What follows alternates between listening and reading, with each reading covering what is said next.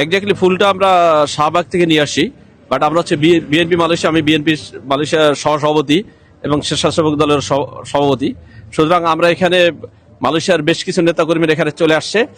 আপনার 23 তারিখ থেকে বিএনপির ভারপ্রাপ্ত চেয়ারম্যান তারেক রহমান যখন এসেছিলেন তখন আমরা তাকে সম্বর্ধনা জানাতে আসছি এবং 30 তারিখ আমাদের চলে যাওয়ার কথা ছিল। আমরা সবাই 30 তারিখ এয়ারপোর্টে গিয়েছিলাম, কিন্তু ম্যাডামের এই দুর্ঘটনার জন্য, তার এই দুঃসংবাদ শোনার পরে আমরা আর যাই নাই। সবাই আমরা আমাদের বোর্ডিং কার্ড ছিঁড়ে আমরা এখানে থেকে যাই, কারণ আমাদের প্রাণপ্রিয় নেত্রী তিনি যেহেতু পৃথিবী থেকে ছেড়ে চলে গেছেন, এমন একজন মানুষ আর পৃথিবীতে আর কখনো আসবে না, শত বছরেও আমরা হয়তো কখনো খুঁজে পাবো না।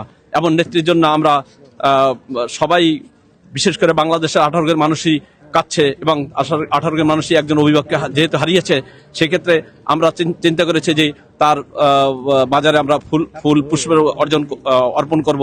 এই জন্য মালয়েশিয়া থেকে আমরা সুন্দর মালয়েশিয়া থেকে সবাই চলে এসেছি। 4 বছর না, প্রায় 5 বছর চিকিৎসা, 5 বছর উনি জেলে ছিলেন। 5 বছর কেন, 17 বছরে ওনাকে কোথাও চিকিৎসার জন্য যেতে দেওয়া হয় না। ইনি 5 বছর কন্টিনিউ জেলে ছিলেন, তাকে জেলে পুরে রাখা হয়েছে এবং তাকে আমরা মনে করি যে পয়জন দিয়ে তাকে এইভাবে আস্তে আস্তে নিঃশ্বাস এবং ধ্বংস করেছেন। শেখ হাসিনার মতো আমরা চাই না একজন স্বৈরাচারের নাম মুখে নিয়ে আমাদের মুখকে আরো খারাপ করি। আমরা বিএনপি কখনো করে নাই, তারেক রহমানও তার নাম কখনো উচ্চারণ করেন পর্যন্ত। এমন একজন খারাপ মানুষের নামও যেতে মানে মুখে নিয়ে আমরা মনে করি যে আমরা বিএনপি আমরা কলুষিত হয়ে যাব। আমরা চাই না এমন একজন খারাপ মানুষের মুখে নিতে।